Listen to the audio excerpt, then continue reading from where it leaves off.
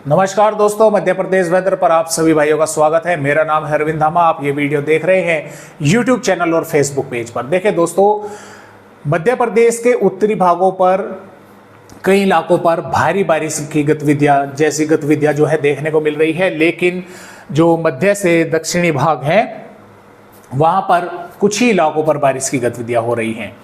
अब जो सिस्टम उत्तर प्रदेश के दक्षिणी पश्चिमी भागों पर बना हुआ था वो उत्तरी मध्य प्रदेश के भागों की तरफ जो है आगे बढ़ गया है, यानी कि थोड़ा नीचे खिसक गया है।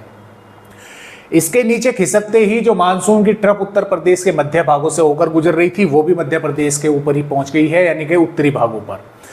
तो यहां पर बारिश की गतिविधियां कई भागों पर जो है देखने को मिल रही है।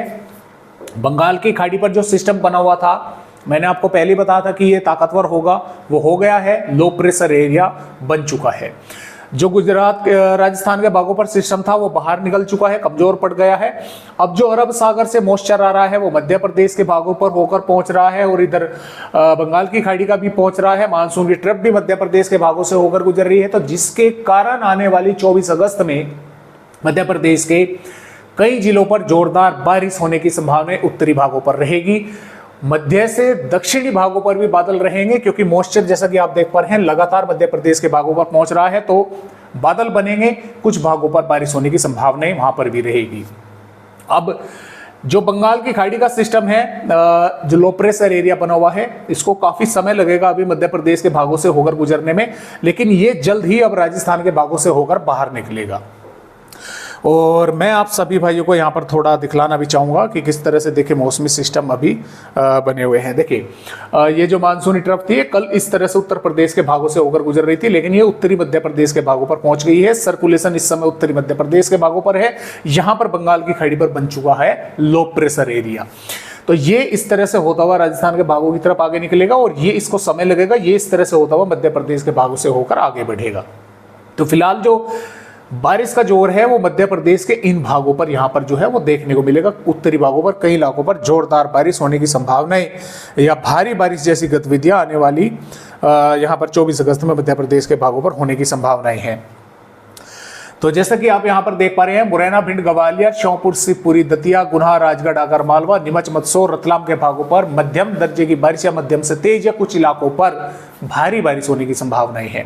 अशोकनगर, विदिशा, सागर, निवाड़ी, टीकमगढ़, छतरपुर, पन्ना, सतना, रीवा, मऊगन, सिद्धि, महर, कटनी, उमरिया, शहडोल, डिंडोरी, जबलपुर, मंडला, बालाघाट, सिवनी और छिंदवाड़ा और पाटुना के भागों पर भी हल्की से मध्यम या कुछ भागों पर मध्यम से तेज बारिश होने की संभावना यहाँ पर भी रहेगी। शाजापुर, भोपाल, रायसेन और दमोह, नरसिंहपुर, नर्मदा, बैतूल, हरदा, इंदौर, देवास, खरगोन, खंडवा, बुरहानपुर, बढ़वानी के भागों पर भी बादल रहेंगे। कुछ भागों पर बारिश होने की संभावना यहाँ पर भी रहेगी। बादल यानी कि जब इधर से अरब सागर से मॉइस्चर यहाँ पर पहुंचेगा तो यहाँ पर भी कुछ भागों पर बादल बनेंगे और बारिश होने की संभावनाएं कुछ इलाकों पर जो है वो यहाँ पर देखने को मिल सकती है। ऐसा नहीं है कि पूरे के पूरे जिले पर बारिश होगी, जिलों के कुछ गाँव या शहरों पर बारिश होने की संभावनाएं यहाँ पर भी रहेगी। जो वार्निंग है नीमच, मंदसौर के भागों पर भारी बारिश की है।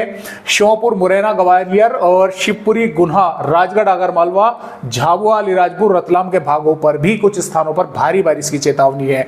बालाघाट, मंडला, डिंडोरी, अनूपपुर, सिंगरौली के भागों पर भी भारी बारिश की चेतावनी है।